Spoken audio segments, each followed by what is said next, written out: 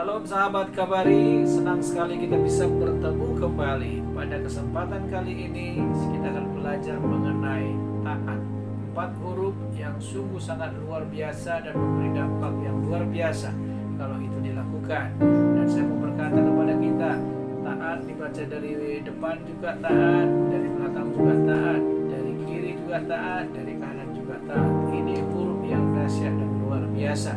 Dan pada kesempatan kali ini kita akan belajar dari Elia dan janda Sarfat. Dan saya akan mengajak kita untuk membaca dari 1 Raja-Raja 17 ayat 9. Bersiaplah pergi ke Sarfat yang termasuk wilayah Sidon dan diamlah di sana. Ketahuilah aku telah memerintahkan seorang janda untuk memberi engkau makan.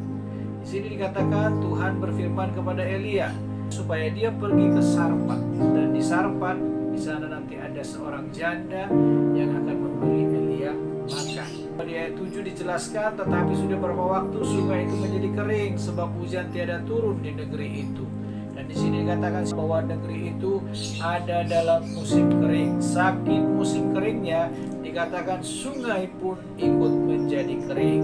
Dan saya mau berkata kepada kita, Elia sedang berada dalam kondisi membutuhkan makanan. Makanya Tuhan berkata kepada Elia, pergilah ke Sarfat, wilayah Sidon, dan diamlah di sana. Ketahuilah aku telah memerintahkan seorang janda untuk memberi engkau makan.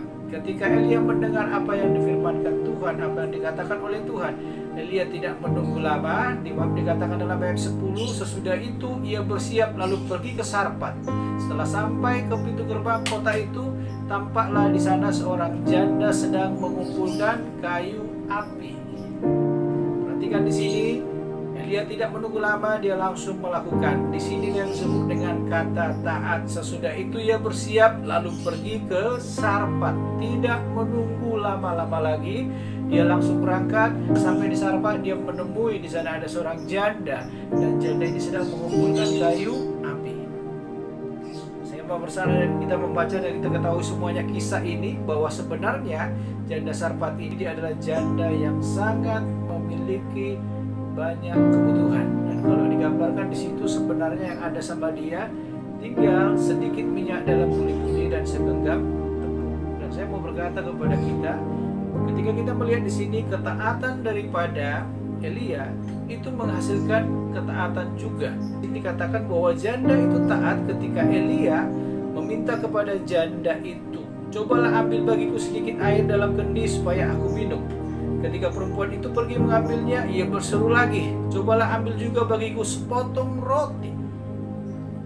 Dan dalam ayat 12 nanti dikatakan di situ dijelaskan oleh janda ini kondisinya, sebab dia sebenarnya hanya memiliki segenggam tepung dalam tempayan dan sedikit minyak dalam buli-buli. Dan sekarang dia mengumpulkan kayu bakar, setelah itu dia memasaknya, dan setelah dia memasaknya maka semuanya akan habis semuanya dan tidak ada lagi stok makanan. Tapi kita melihat di sini ketaatan yang dilakukan oleh Elia, dan itu dituainya juga dari ketaatan seorang janda Sarfat. Dengan kata lain, ketaatan akan menghasilkan ketaatan. Dan bukan hanya itu saja, ketaatan itu juga menghasilkan mujizat. Kita melihat di sini ketika janda itu melakukan apa yang dikatakan Elia, dan apa yang terjadi dalam ayat 16, tepung dalam tempayan tidak habis dan minyak dalam buli-buli itu tidak berkurang, seperti firman Tuhan yang diucapkannya dengan perantaraan Elia. Nah, saya mau berkata kepada kita, ketaatan itu penting. Apalagi zaman sekarang ini, kita harus taat kepada suara Tuhan. Kalau Tuhan menyarankan kita untuk stay at home melalui pemerintah yang ada, stay at home. Nah, percayalah bahwa Tuhan pasti memelihara kita. Tuhan senantiasa akan memberkati kita. Selalu ada berkat, selalu ada pertolongan yang daripada Tuhan buat kita semuanya. Saya berdoa buat kita semuanya. Bapa di surga, biar Engkau menolong kami supaya kami menjadi orang-orang yang taat, dan kami percaya Tuhan, ketaatan kami akan menghasilkan ketaatan juga. Anak-anak kami juga menjadi anak-anak yang taat, dan kami akan menikmati mujizat dan berkat-berkat Tuhan ketika kami taat melakukan apa yang Tuhan mau. Di dalam nama Tuhan Yesus kami berdoa. Haleluya. Amin.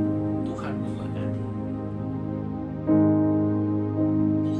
Sahabat Kabari, saya percaya kita semuanya diberkati melalui renungan ini. Berilah like, komen, dan subscribe. Dan jangan lupa bagikan renungan ini pada sahabat yang lain supaya mereka juga